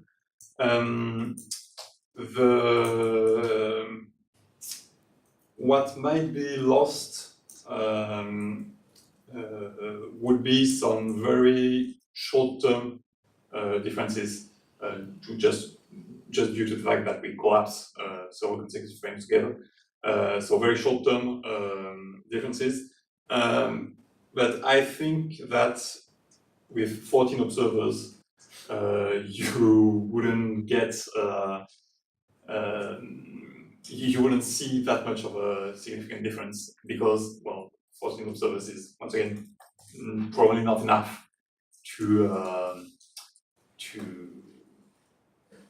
see both the discrepancies. Yeah, and I think on pertinent to that point is if you did have finer temporal precision, finer spatial precision, and a larger sample size in the gaze data, which does exist in some of the other data sets, it would have been nice to think about what are the temporal constraints on the gaze programming system, because you're starting to get into this kind of this yoking between the stimulus and the gaze response. You talk about the gaze in terms of fixations, but on the Toby tracker, really you're talking about kind of like spatially stable gaze points. But actually what those are manifestations are is the constant programming decision that the viewer has with their gaze, which is, do I stay put, do I track a point which is moving relatively to gaze, or do I saccade elsewhere? And I think that within the modeling, as you're actually developing it, you've got some really interesting time critical input on that decision process. So I think it's possibly not, you're not able to do it in this data set, but in future data sets, I think that's really important. Was that something you considered? Did you look at that literature from the kind of saccadic modeling side? Yeah, the issue with that question is was actually the eye tracking device that we had, which only recorded gaze tracks at 120 hertz, which is quite low to do some saccadic, well, some proper saccadic evaluation. Yeah, I think it's something to look at in future. And also I liked the fact at the end you talked about how you flipped this on its head and used your model to predict gaze behavior of an animated character. And so when you're getting to that, I think it's really good to look at the literature of ocular motor control and programming of timers, because that will really tell you the kind of the dynamics of whether the decision is, do I look at this thing which is highly salient, or do I continue processing what's at fixation? That push-pull, I think, is something which is evident in film and will be evident when you start to model it. So it's something to look at going forward. But that's it in terms of my comments. As I said, I really liked reading the thesis. I thought it was very smart and progression of the field, and it was exactly what was necessary. And I look forward to see what you do with it next. Thank you. Thank you. Thank you very much, Tim. So now I'm going to give the floor to Dr. Helen Wu. So Helen, please. Thank you. So thank you for the presentation. I found it very clear, and the thesis was also a pleasure to read. I would have enjoyed more details on the implementation of the work. For example, how you classify the fixations for the gaze data, or how you deal with the video clips. Like, for example, some of the video clips, they might have black areas, bands on the top and the bottom. If you're dealing with cinematography, like the rule of thirds, do you actually remove these bands?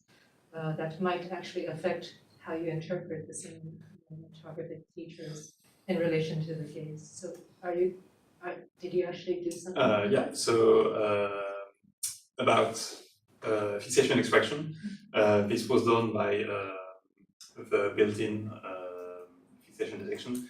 So it's a velocity algorithm based on just the velocity of the eye, and whenever the velocity is under a certain threshold, a fixation is detected.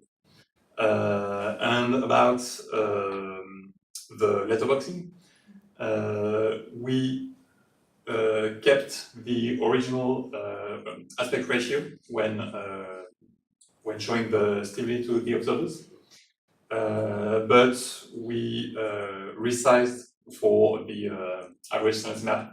We resized, of course, to have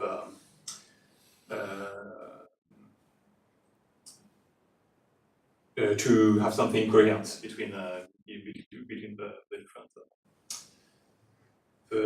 different clips, and that's actually probably is an issue in itself, because the frame have an effect on the way you look, and probably in some reverse sense that with a large frame, directors will tend to use it more horizontally, for instance, whereas in some cubic frames, for instance, that are all squared, you're being more likely to center stuff and to use the row thirds differently. But we probably didn't have enough variety in the aspect ratio on different frames to do proper analysis on those factors. So I have another group of questions concerning the data set. Well, so I'm very flattered that you decided to use this data set, which took a monstrous amount of time to annotate to do.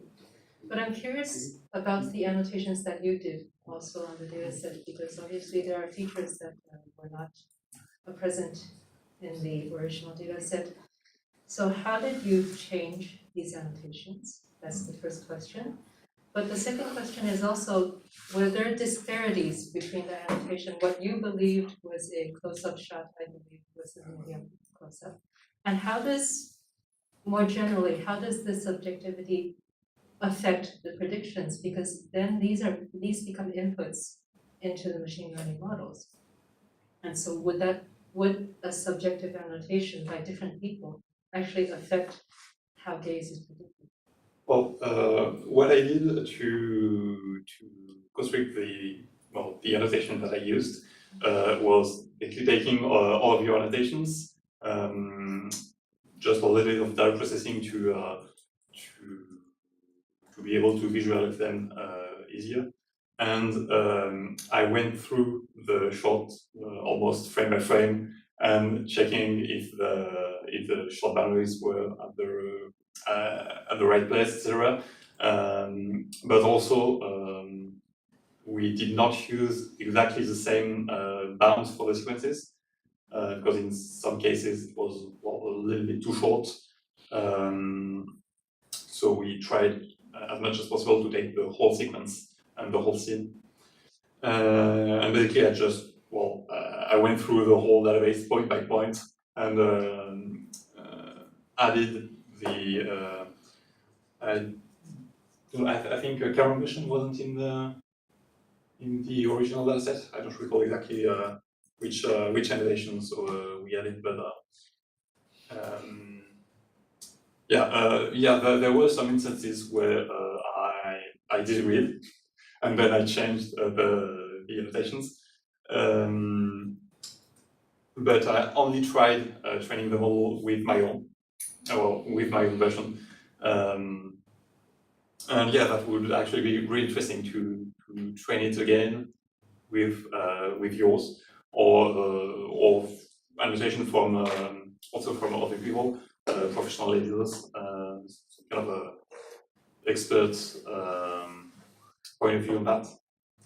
And that would probably give different results. Going back to Tim's question on the face tracking technologies that can be used in films, how far do you think we are from using more automated approaches to extract these features to remove the subjectivity from annotations?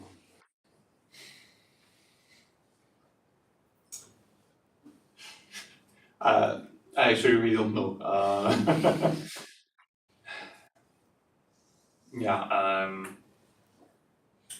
I'm not really sure how to answer that.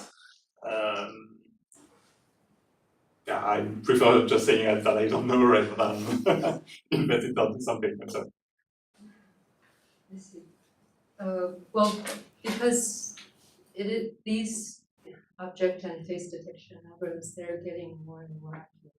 Mm-hmm. And actually, we might be able to have certain metrics to say this is a certain shot size, that is a certain type of angle, let's say, or there are objects that appear in these frames that would be interesting to use to remove kind of the subjective difference, which does actually impact what kind of cinematic prior you decide to feature.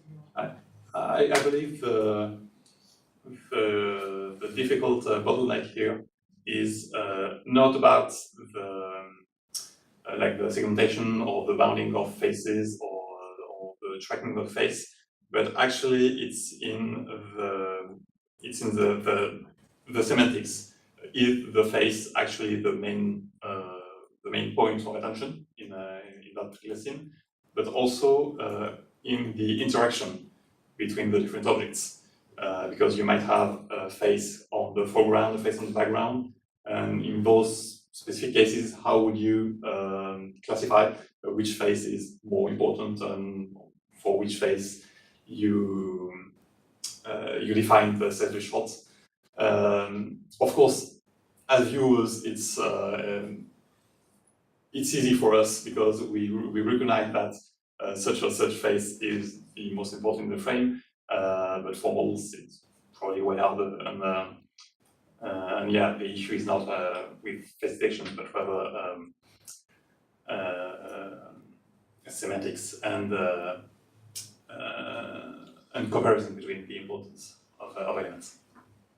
When you were making the decision on whether to use labels on the shots, did you also consider regions, salient regions in the images? Like, how did you make a decision between whether you wanted to just use the label of the shot size, or perhaps the places where people appear on the screen? Did you actually consider that? Like having some kind of prior intuition on where should be the salient area? Yes, or again, if there's like some of the annotations do actually have the on-screen positions of the faces, did you actually consider using that at some point? No, not at all. So you mentioned that you wanted to improve saliency detection models because motion is actually a very important element that is not considered in existing models.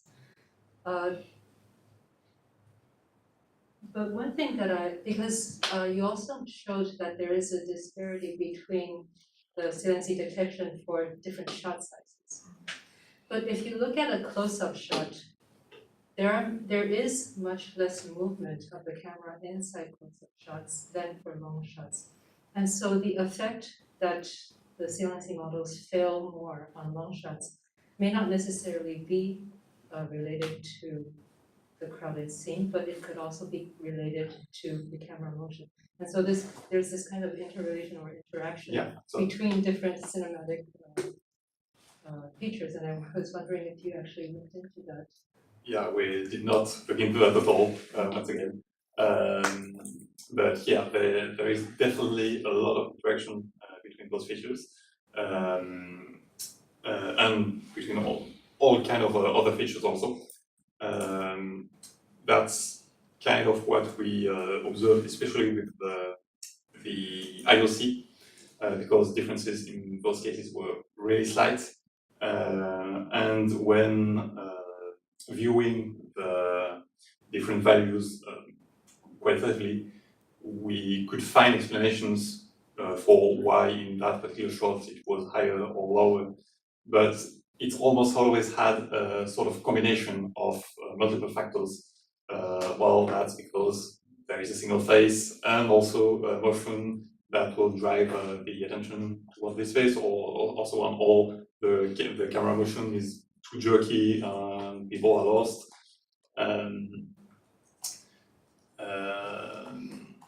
And I think this is the difficult thing to model, and that's probably why we use a deep learning model instead of fixed rules about if we have this and this and this kind of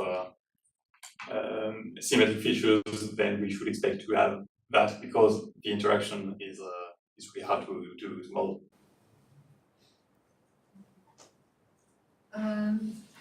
I had maybe just one last question concerning the future perspectives of the work you talked about automated editing, the usage of this. But do you believe that there is a perfect cut edit, or rather from a perspective, because there is not probably a perfect cut, but then how would you, why is it important to create an automated edit from a sequence? Or rather, how do you want to explore the variety of editing possibilities in terms of the work that you have done on predicting human attention and saliency, and perhaps use this to propose different kinds of edits? Yeah. For now, we have taken a very brutal approach, considering that every single cut that is in a movie or in the final version of the movie is a good cut, which is obviously not the case. But differentiating between a good cut and a bad cut is at the same time easy to do and difficult, because of course it's very dependent on the style of the editor, on the style of the director, on the genre that is of the movie. But I think the approach we are trying to take is, just considering that everything professionally edited is a good cut and is a good editing sequence, and we're just trying to replicate those editing patterns and to just to do some imitation, so somewhat automated imitation. And I believe this is needed because, well, there are a lot of contexts where we have a lot of different cameras, different simultaneous flux coming all together, and switching from one to another. Directors, for instance, in the context of sport or live theater or something like that, directors need to have that very quick decision that obviously can't always be right, and some form of automation could really help. Well, thank you again, and congratulations. Thank you. Thesis. Thank you, Hélène. So before to leave the floor to the people who have been involved in the supervision of this work, I will give the floor to myself to ask a few questions. Okay, so first of all, yes, very enjoyable thesis, very timely, original contributions, and I believe that you were able to well summarize all these things during the presentation. So I concur with my colleague that the presentation was very clear and illustrating most of your work. I have a bunch of questions as usual, but many of you had the privilege already to have a lot of questions to address, but of course I could have asked more questions and teach you a little bit more about this cinematic radar plus audio, but you had already a lot of questions on that and 360 and so on, and maybe a few works you may look at, but anyway. It's good also that you point out that maybe 14 observers from eye tracking experiment is not enough. But then I should ask the question, why only 14?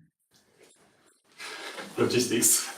Logistics, but what do you mean by logistics? Is it something, have you been really affected by the COVID-19 situation for around these experiments or not? We collected the data just before the COVID pandemic, And of course, for a whole year after that, we couldn't do any kind of data collection, well, of eye tracking data collection. And yeah, that's I think kind of the reason why only 14. Also, the fact that we don't have some kind of structure to recruit participants like in a professional way. So we have to rely only on people on this center, and well, it can be difficult. So the volunteers of this center. Okay. Yes. So how many people in this center? Only 14 volunteers. Wow, that's Well, 24 in total, but that's not enough. Not enough. Not enough. Never enough. Never enough people in research. Okay. So I acknowledge the effort, nevertheless, especially the fact that you try to produce a data set with a well thought, let's say, way to do it, think about it, and select your content, and you could go a little bit beyond. I could see two tracks. One is related to the purpose of the data set. As you pointed out, there are some existing data sets, and you pointed out that from a qualitative viewpoint, say that from the table that was presented in one of your slides, I can't remember exactly which one, but you say, okay, there are existing data sets related to cinematographic, but they are not covering various, well, wait. Right. Yeah, but it's very, yeah, it was this one. This one. And then to tackle what is missing, you propose one approach, but also I acknowledge also the effort to try to qualify your segment. And you could extend that. This is the question I would have asked you for audio, but I'm not going to ask it. I just said you could ask, you could extend this type of things with the audio taxonomy, like you did for me. But the purpose of this data set was what exactly? Was it to improve saliency model?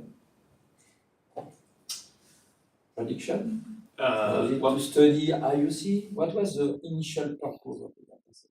To have data to work with, and enough so that we could train saliency model with.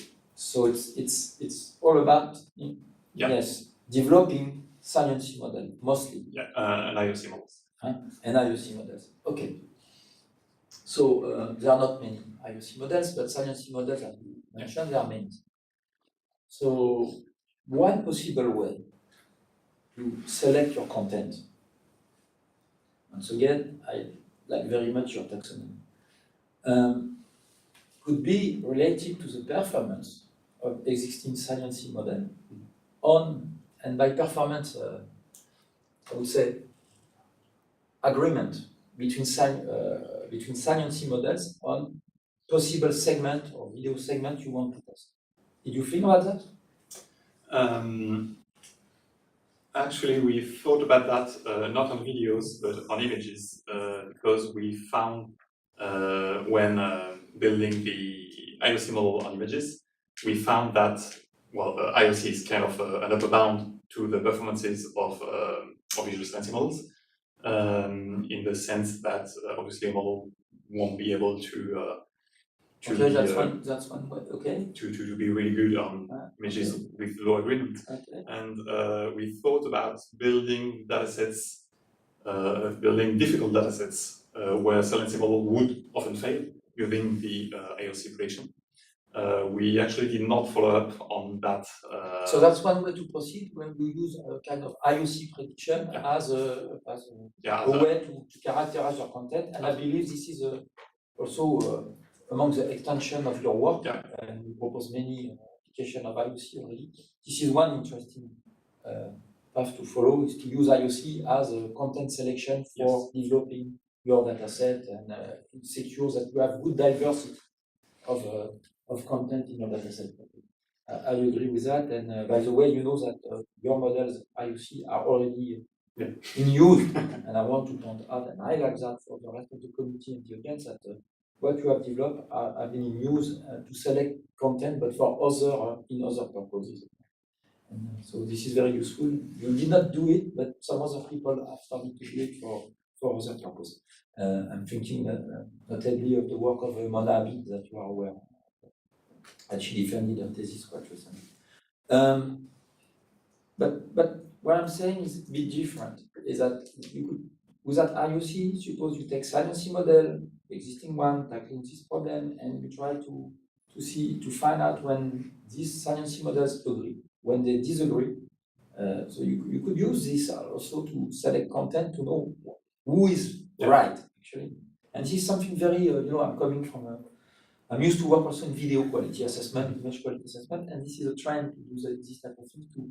When we build new data set, try to select content on which we have really uncertainty on how the existing models are produced so far are performing. So who is right? Sometimes we find that there are incremental, let's say, increase of performance, but but if we assess this overall or in average, we tend to miss the main purpose, which is we should focus on the cases on which the models are not working. So you could do that.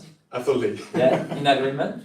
Okay. Sorry, I don't give you much time to think about it, but I was thinking more about let's tackle that the things. Now you have your IOC model.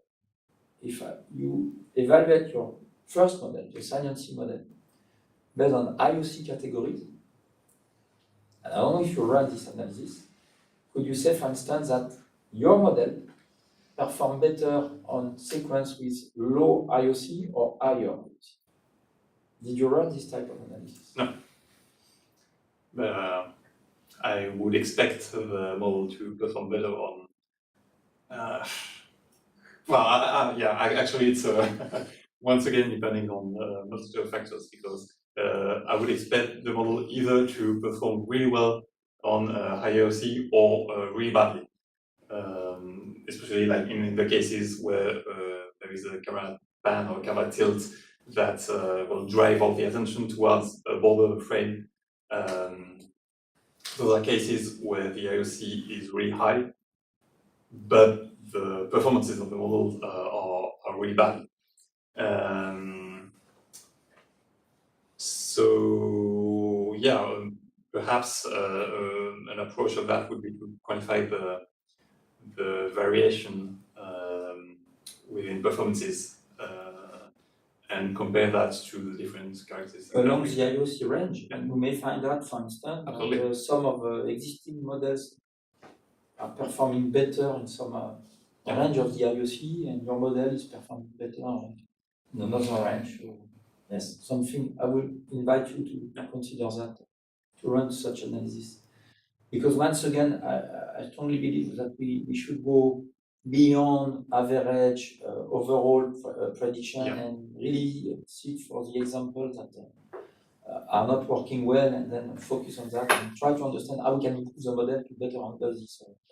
This is also more important when you adopt deep learning algorithms, because we know that deep learning algorithms are the, let's say, the bad trend to try to generalize and omit the things which are not follow the general rule. Why we usually learn more from the mistakes as human beings. It is used to be said that we learn more from our mistakes than from our success. Okay, so yes, think about that. I want to tease you a little bit on or ask you more questions on the structure of your deep net. This has not been touched too much so far. A little bit from some questions related to how do you know what is activated, bottom up, top down, and so on. So, if you still have some energy, I would like to open this discussion. Well, let's go gently into it. Slide 33. So you have this spatio-temporal separated trick that you mentioned, if you remember. I'm not sure I get this trick.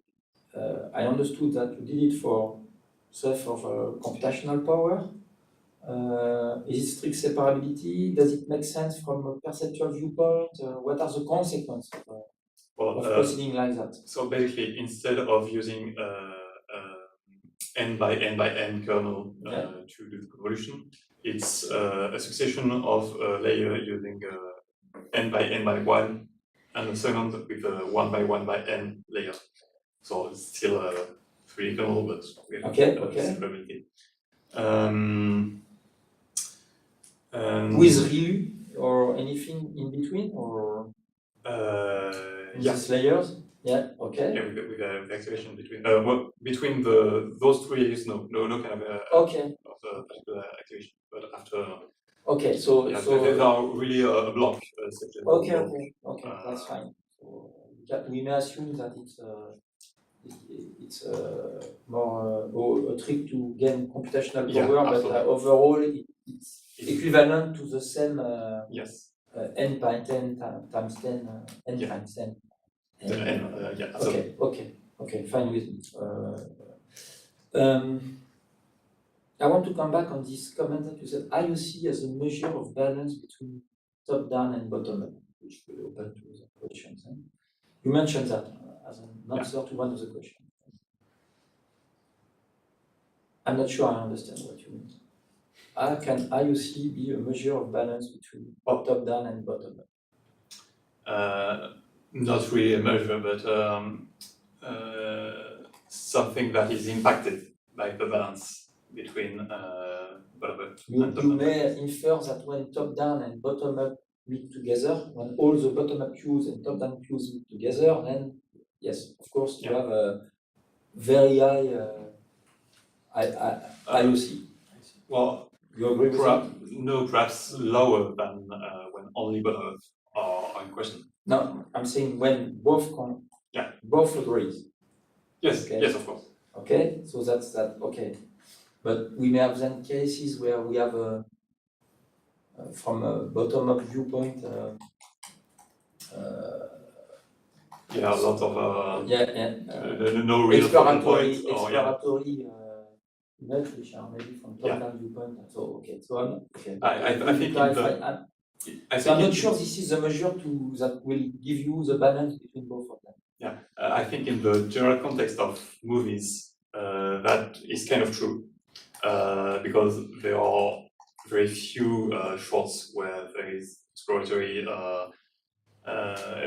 exploration to be done, and I think the really high values of IOC really speak for how talented directors are to use those bottom-up factors to get everyone to agree on what is salient or not.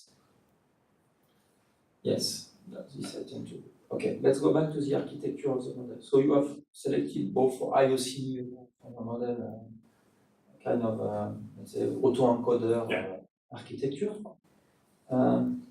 Okay. And you include into that some kind of bias that we discussed previously. I may have expected another approach, especially knowing some of the work that has been completed by Olivier previously, saccadic modeling, for instance, and saccadic modeling as defined by Olivier Lemer and his colleagues is something where you generate some kind of scan path. So where you through stochastic models, okay, and including some bias, okay, that could be center bias, task bias, could be or anything, any of the bias that you want. So that could have been another approach, right? Absolutely. That could have been very useful, for instance, to predict also IOC and even the saliency stuff. So why you didn't go through this approach? Well, mainly because of performances. Deep aggregated approaches like that usually, in the context of saliency, give better results than just generating scan path and then inferring the saliency from those generated scan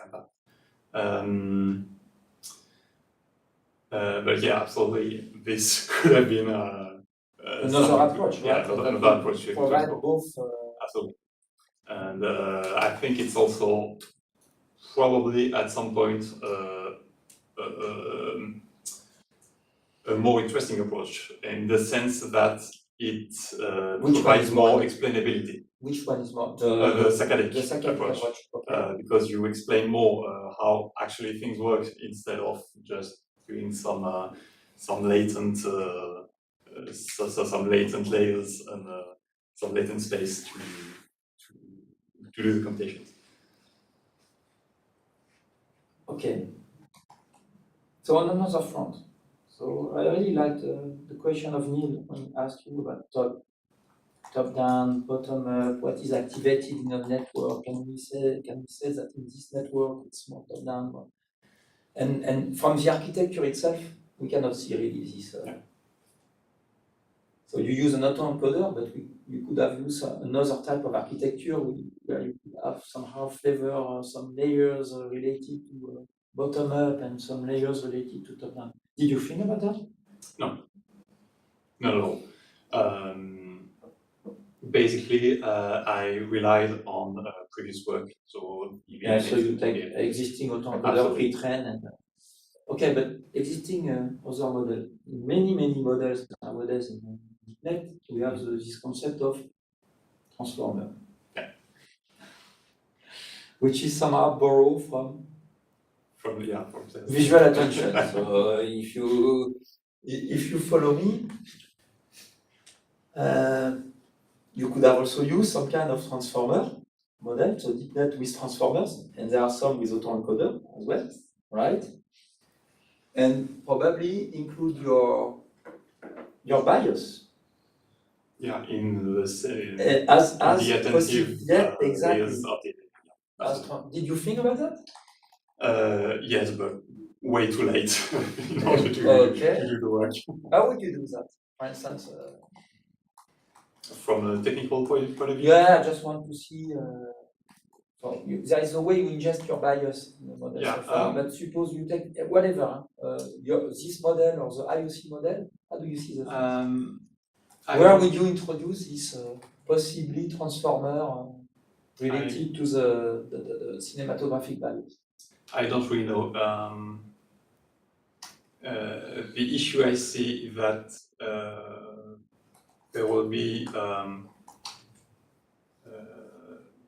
some kind of interaction between the attention modules from dealing with spatial stuff and with temporal stuff, and separating the two of those could be quite problematic, especially in order to handle motion-related bases. But yeah, from a purely technical point of view, I don't really know how. Once again, I don't want to say mistakes on to say whatever. This seems like an interesting approach, but I would definitely need to think about that a little bit more to cope with the technical issues. Okay, this is fine. I will stop here. We are almost done with this question. Okay. Thank you very much for your answer. So now we give the floor. I don't know. I will start maybe with Olivier. Yeah. Okay, Olivier, please. Thanks, Pat. Congratulations, Alexandre. Really enjoyed the presentation. What I could say, I like this kind of work. This is a mixture of experimental studies on computer vision and so on, trying to mimic what we perceive and so on. So you did a great job. You brought several interesting contributions and insights. And of course, it raises a number of questions. This is normal. This is from the point of view of research, this is perfect. So I'm really happy to see that. And you did a great job in a difficult context. first there is the COVID, of course, and we spent 4 months at home. Yeah. You see almost nobody. Discussion was difficult and so on. But you succeed in doing this job. And I decided to leave the supervision in 2020. So I would like to apologize for that. This is the right. But as you did a great job, perhaps it was a good thing. So, and the last point, finally, I would like to thank my 2 colleagues, Marc Christie and Kadi Patouche, to make the supervision after my leave. And in fact, I have no question, but I have a bunch of questions, of course, but I'm gonna stay silent. So congratulations, and I'm pretty sure that you are going to make a brilliant research or career. Thank you. Merci Olivier. Marc? Okay, thanks for the members of the jury for the hard work reviewing the work and for the very insightful questions. So remind me next time to maybe invite less smart people, you'll have less questions. But it was really interesting. I mean, and I think as Olivier mentioned, it shows the great potential of the work you've been conducting. I mean, first we've been addressing a problem that has been really not well addressed before. So going into a niche area, which is always very difficult because there's nothing really to compare with. And you've been doing a really great job in getting all these different bricks together and assembling them in a smart way and sort of proving that your research is valid. And what I really appreciated is also the fact that it opened so many questions, and you were each time bringing over these questions that, oh, and then we should work on this, and we should work on this. So maybe we need 3 more years actually to continue this research. But I mean, and this shows the sort of passion you had, and I really much enjoyed our interactions through this passion, because we really had this feeling, okay, you are into this topic, you know what is being published in the area, and you know what are all the research directions, and the only issue is time available to achieve it. For all these reasons, I would really like to thank you for the very nice experience and exchanges in this context. And obviously, I have no more questions. Thank you. Thank you, Marc. Kadi, last but not least. Now, I would like just to say few words about Alexandre and his thesis work. Alexandre, you did very interesting work. I was very enjoyed reading your thesis and follow your work, because the main supervisor are Marc Christie and Olivier Lemel. And your excellent work, which has been confirmed by the report of the 2 external examiners and by all the committee members. Congratulations. I'm very, very happy that you defended your thesis after very bad situations, as mentioned by Olivier, which is COVID. It's not so easy to work and with colleagues, with our supervisor. And also, for all this, I wish you a very good career as a researcher in an academic research lab or in company, maybe with Olivier, same company, maybe. Okay, and I just to say good luck, Alexandre. Thank you. Merci. Alors, if anybody who holds a PhD wants to ask a question, it's now or never. It's now or never. No question from the floor. Okay, so It's Ricardo. I mean, just to close, not as a question, but there is a big discussion nowadays that you have to, I would say, rethink the way you communicate. You know, everything has been based on Shannon mathematical theory of communication, and people are saying, yeah, we need to put the semantics into the picture.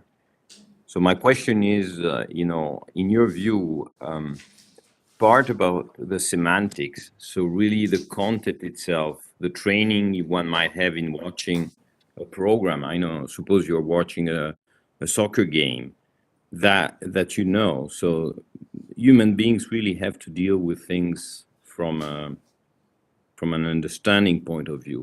I mean, clearly they can be guided by professionals, where they're movie directors and so on, but I think there is another dimension, which is really the semantics of the message which is carried out, and the experience that the person has in viewing certain types of video. Do you think that that's the further dimension that needs to be addressed and understood to some extent, or do you think it really doesn't really matter for visual saliency and IOC? Well, I think obviously, as for probably all of the domains of computer vision, semantics is a big step going forward, and will probably remain for a few years at least one of the biggest issues at hand here, of course. Thanks a lot. Thank you. Okay, so it's time to conclude this round of question. Now we're gonna deliberate as a committee member. So how are we gonna operate that? We We stay stay here, and here. so we ask the audience to do the room. Absolutely, and we'll just cut the YouTube.